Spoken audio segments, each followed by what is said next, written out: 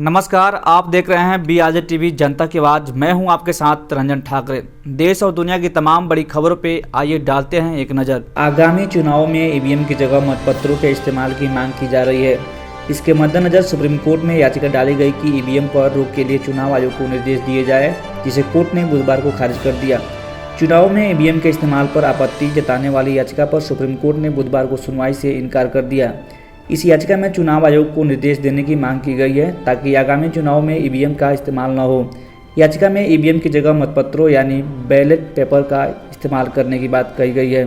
Chief justice एस.ए. Bobde की अगुवाई वाली बेंच इस मामले की सुनवाई कर रही थी। बेंच ने याचिकाकर्ता एडवोकेट C.R. जाजासुकीन से कहा कि इसमें मौलिक अधिकारों का सवाल किया है, इसका उल्लंघन कैसे होता है। सुकीन ने कहा कि वोट देने का अधिकार मौलिक अधिकार है। इस पर बेंच ने जवाब दिया कि कब से वोटिंग मौलिक अधिकार बना।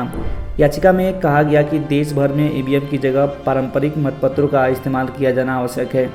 मतपत्रों के जरिए वोटिंग अधिक पारदर्शी और विश्वासी प्रक्रिया है। लोकतंत्र को बचाने के लिए हमें चुनावी प्रक्रिया में मतपत्रों की वापसी करनी होगी।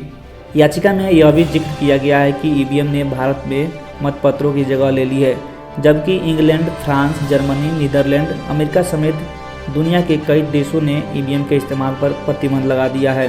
इसके अलावा संविधान के 324वें आर्टिकल का हवाला दिया गया है, जिसमें कहा गया है कि चुनाव आयोग द्वारा चुनाव की प्रक्रिया स्पष्ट, पारदर्शी और स्वतंत्र आयोजित कराना चाहिए। याचिका में लिखा गया कि अमेरिका, जापान, जर्मनी जैसे अन्य विकसित देशों में ईवीएम प्रणाली को रद्द कर दिया गया है। इससे पता चलता है कि ईवीएम का इस्तेमाल संतोषजनक नहीं है। ईवीएम हैक किया जा सकता है, लेकिन मतपत्रों की व्यवस्था पूरी तरह सुरक्षित है। याचिका में यह माना गया है कि ईवीएम में इसके निर्माण के दौरान छेड़छाड़ किया जा सकता है और उन्हें वास्तविक मतदान प्रक्रिया में हेरफेर करने के लिए किसी हैकर या मालवेयर की भी आवश्यकता नहीं है।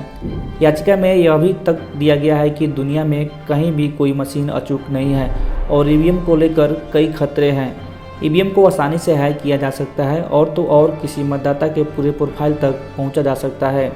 ईवीएम का उपयोग चुनाव के परिणामों को प्रतिबंध करने के लिए किया जा सकता है। दोस्तों, सुप्रीम कोर्ट के इस फैसले से आप कितना सेटिस्फाइड हैं, आप हमें कमेंट करके बताएं। अगर आप हमारा वीडियो यूट्यूब पर देख रहे हैं तो हमारे चैनल को सब्सक्राइब जरूर करें और हाँ, बेल आइकन दबाना ना भूलें। अगर फेसबुक पर देख रहे हैं तो वीडियो को लाइक जरूर करें।